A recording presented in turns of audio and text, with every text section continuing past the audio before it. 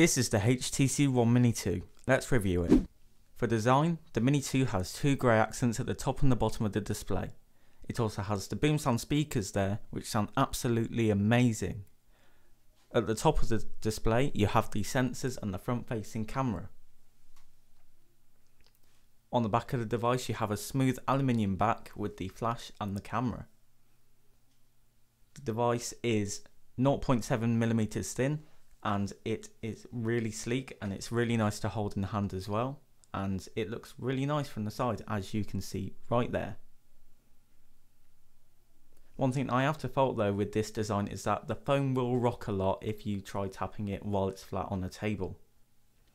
So let's get onto the software. It runs HTC Sense 6, and that is HTC's Android skin.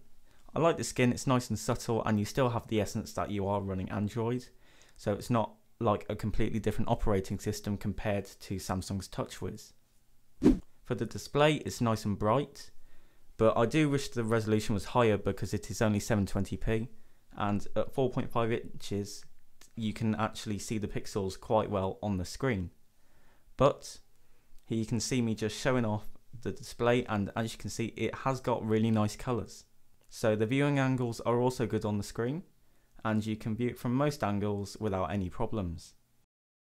Moving on to the camera, it has a 13 megapixel camera on the back and a 5 megapixel camera on the front. I'm showing you some test images, but the camera can do 1080p video, can also do slow motion video and high speed recording at 60 frames a second. So I'm just showing you some of the slow motion footage. The device comes with 16 gigs of memory, but if you plan on taking lots of videos, you may want to add a micro SD card, which supports up to 128 gigs of storage. Performance is really good on the device, despite it only having 1 gig of RAM.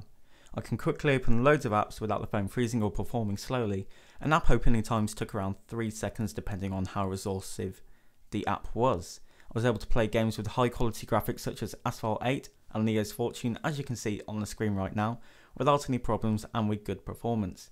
The only thing I would say is that the back of the device got warm when graphic intense games are played on the device. I did some benchmarks in Geekbench to see how it performed, and the device gets around the same score as the Motorola Moto G.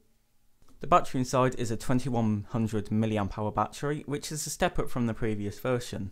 The battery will last all day if you plan on using the phone lightly, but if you begin to do things such as streaming music, videos or gaming, then the battery percentage will drop quickly.